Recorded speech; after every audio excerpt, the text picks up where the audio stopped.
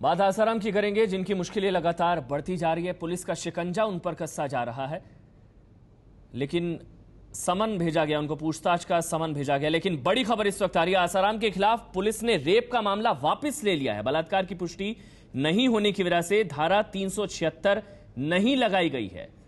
बड़ी खबर इस वक्त आ रही है, आसाराम के खिलाफ रेप का केस नहीं, जो बलात्कार का पहले मामला दर्ज किया गया था धारा 376 के तहत, और अब बड़ी खबर यह है कि बलात्कार की पुष्टि नहीं होने की वजह से धारा 376 नहीं लगाई गई है।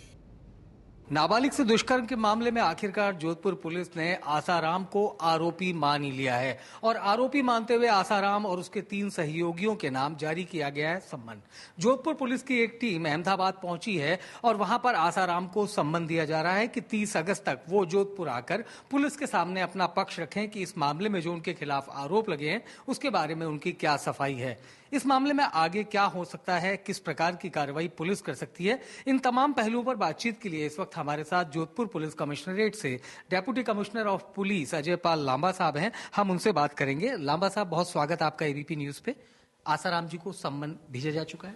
हाँ, आसाराम जी को सम्मन भेजने के लिए हमने टीम रवाना कर दी। वो बहुत शीघ्र सम्मन शुरू कर दिया जाएगा। जी, क्या प्रक्रिया होगी? आसाराम तो जैसी जानकारी मिली है खुद नहीं है, तो उनकी मौजूदगी और गैर मौजूदगी से सम्मन की स्थिति पर क्या असर पड़ना है?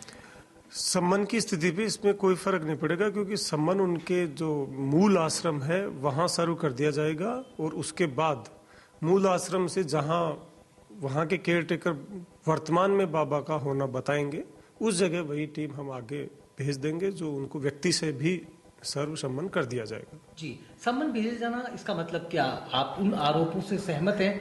पुलिस ये मान चुकी है? अभी तक की इन्वेस्टिगेशन से ये चीज जाहिर हुई है कि जो एक पक्ष ने, पीड़ित पक्ष ने जो आरोप लगाए हैं, पीड़ित पक्ष के लगाए गए आरोप पीड़ित पक्ष के इन्वेस्टिगेशन के अनुसार प्रमाणित मानने पर हमने अब आरोपी पक्ष से इन्वेस्टिगेशन करने के लिए आरोपी पक्ष को तलब किया है। जी, लांबा साहब, इनके अलावा यानी आसाराम जी के अलावा और किन किन को सम्मन भेजे गए?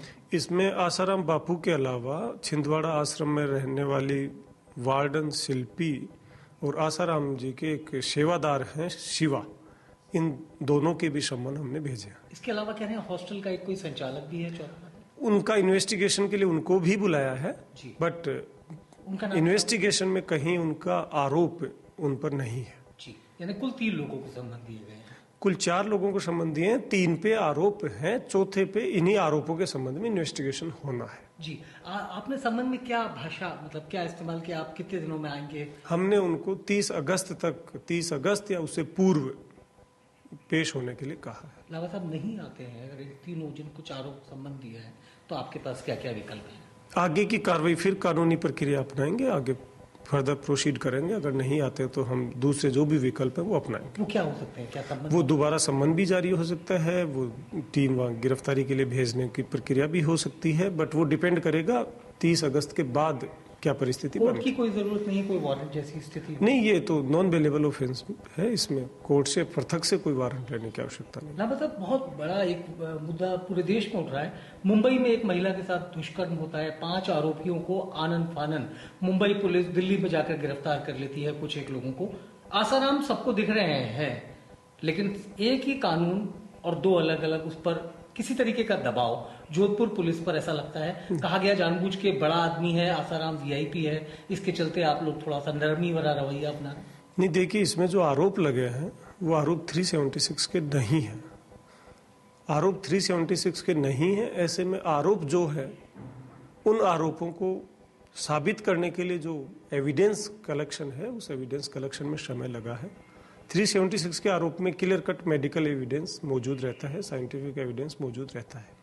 376 के आरोप के बिना जो आरोप पीड़िता ने लगाए हैं, उन आरोपों को साबित करने में समय लगा है। दूसरा, घटना होने के बाद एफआईआर दर्ज होने में जो समय लगा है, उसको भी वेरीफाई करने की आवश्यकता है, क्यों इतना समय लगा। इसके अलावा अन्य किसी तरह का कोई कारण नहीं है। जो प्रक्रिया के तहत जो समय लगेगा इन्वेस्टिगेशन में, वो समय लगेगा। पर 376 दिल्ली पुलिस ने तो रजिस्टर की, क्या आपने उसमें बदलाव किया? हमने एफआईआर रजिस्ट्रेशन के टाइम जो एफआईआर दिल्ली पुलिस से आई थी वही रजिस्टर किया। इन्वेस्टिगेशन के दौरान ये जाहिर हुआ है कि 376 का आरोप प्रमाणित नहीं है। यानी अब आसाराम पर 376 नहीं है?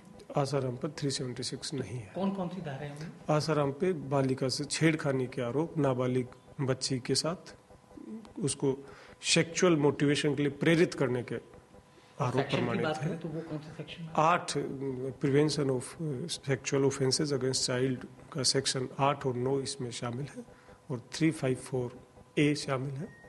इन आरोपों के तहत आसाराम के खिलाफ कार्रवाई, सारी धाराएं नॉन अवेलेबल, यानी 354A जो है वो भी नॉन अवेलेबल। तो ऐसे में अगर ये आरोप प्रमाणित होते हैं तो ही गिरफ्तारी है, 376 नहीं है। 376 नहीं, जबकि पहले जो दिल्ली पुलिस ने रजिस्टर की थी वो 376 इन धाराओं के साथ साथ 376 भी थे। जी, आपने बताया प्रक्रिया के तहत अभी संबंध दिए गए हैं, आप उम्मीद कर रहे हैं कि वो आएंगे पूछताछ के लिए? हाँ, हमें उम्मीद है कि वो अपना पक्ष जरूर रखेंगे।